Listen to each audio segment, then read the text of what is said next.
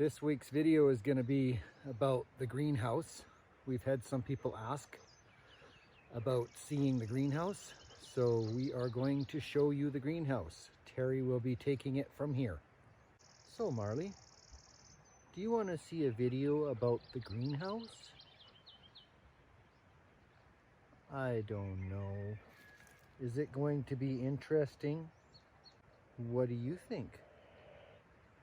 Okay, where's the Mew Mew? Do you see a Mew Mew? Where'd he go? Oh!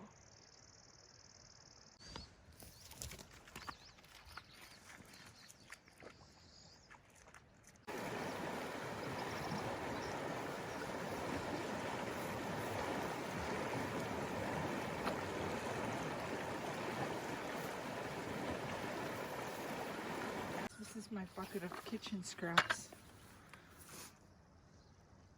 So I'm going to add a bit of this horse manure that's sitting here because it has too much straw to add straight to the garden.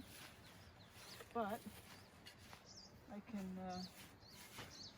pick a little of it and fill my bucket. Yeah, that's probably good enough. And then I'm going to take it to the hose and fill it up as much as I can with water.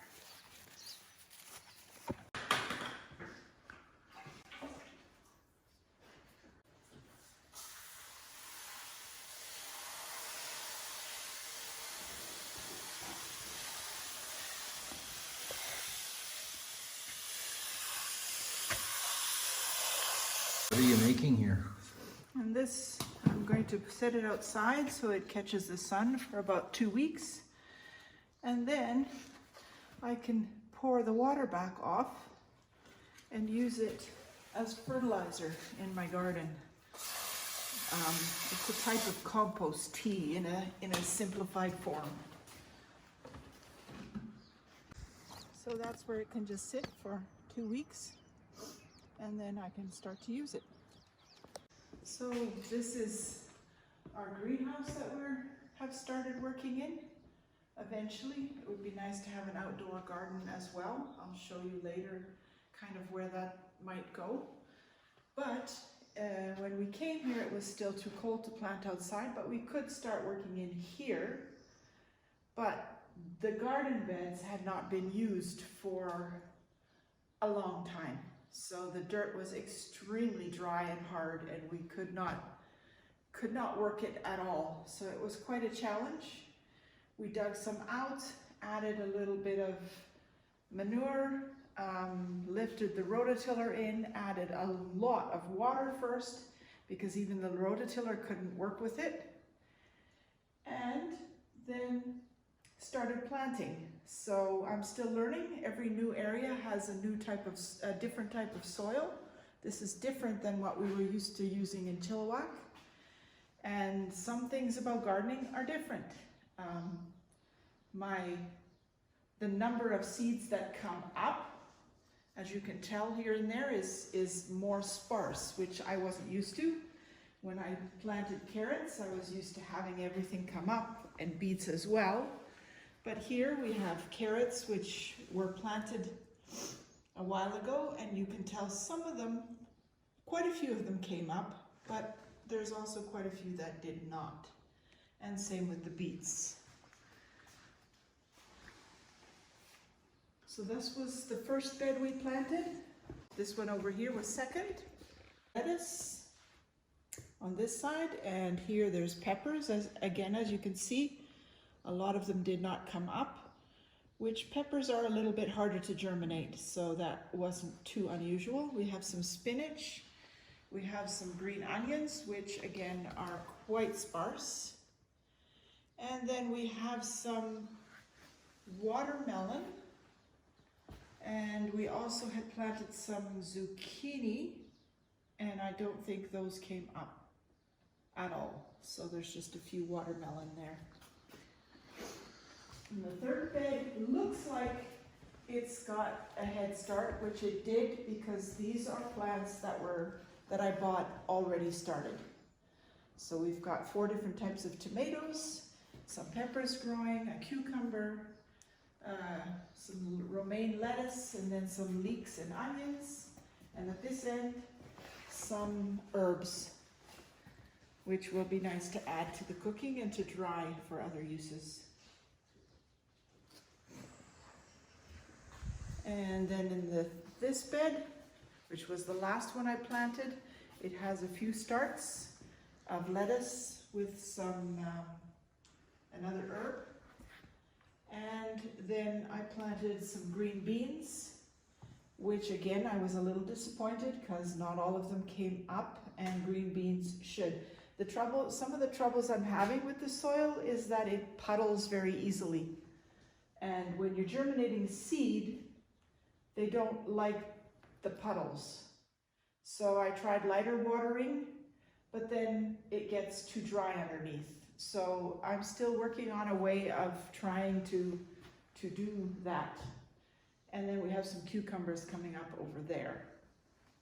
Eventually, this is kind of a bit of a dream. This is the bed that's got the most rot in the wood.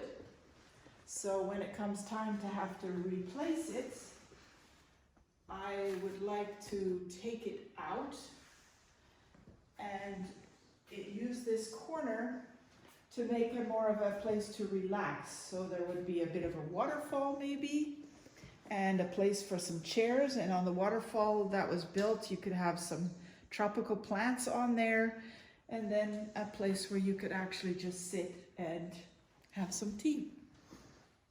Back here we have our blueberries. I brought those along from Chilliwack, not with the intention of having them in the greenhouse, but we found out that when we got here, it was much too cold yet to have them outside because they were already flowering. So we kept them in the greenhouse and they flowered, and now I'm kind of stuck because I can't really put them out until after the blueberries have ripened because it'll be too much of a shock for them. So we'll plant them somewhere outside once we've picked the blueberries. I also started some strawberries, all in containers that I found on the place. These strawberries have been going a little longer. And then there's my 3 containers of potatoes that are doing very well. And those are from organic potatoes that I had bought in Chilliwack, brought here, intending to use them. But when I went to use this bag, many of them were sprouting. So instead of eating them, I cut them up and planted them. And this is a different type of berry, a very, I can't remember the name of it. It produces a lot of small red berries, bright red berries that are very high in antioxidants. And this one actually should do better in the climate than our blueberries. The blueberries might have a hard time here unless we can find a sheltered spot. But this bush should do well. It flowered right during the move, and it did not get pollinated or produce any berries this year. So today we're going to plant that one outside. That might be harder than I thought to get through the sod.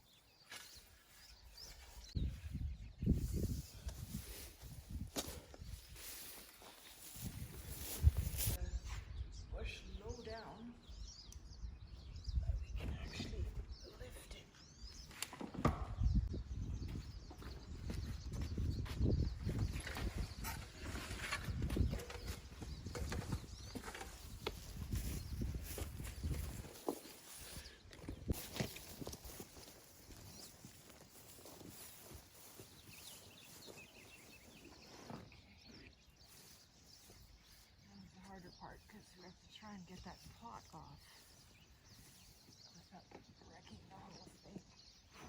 Okay, let's see what we can do.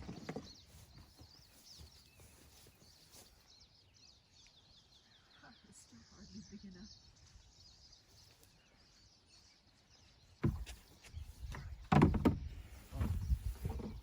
There, it gets the fresh air. There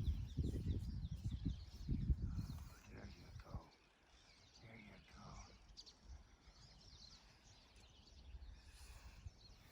This is kind of an odd place, the way everything's set up right now, but when I was walking through the grass a while ago, I saw the beginnings of some leaves and I thought, those look like rhubarb plants. And sure enough, they are. And eventually, this will become a pasture, so we will need to move them. But in the meantime, we can get some delicious rhubarb from them. Today I'm going to pick a few because I'm going to make a rhubarb cake for the neighbors. So I'm going to pick a few of the biggest ones. They're not that big yet, but I won't pull too many. Okay, I think that'll be enough.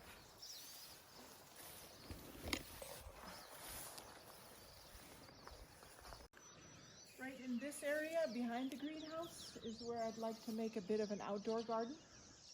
So we have on the other side of this building, there's some logs that we might use for a border. And then I want to start, because the soil is very gravelly here, I want to start with what's called a bit of a lasagna type garden.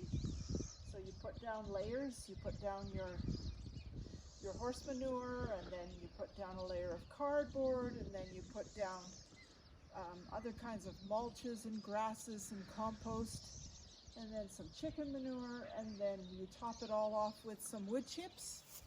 And then you can start growing right away. Might not grow really well the first year, but over time it will produce really, really nice dirt for a garden. So that's the plan for this area. That's this week's video of the greenhouse. I hope you enjoyed it. I hope you like growing things. We like growing our vegetables if we can, because it's too far to go to town. Like, subscribe, and hit the notification button To see more videos.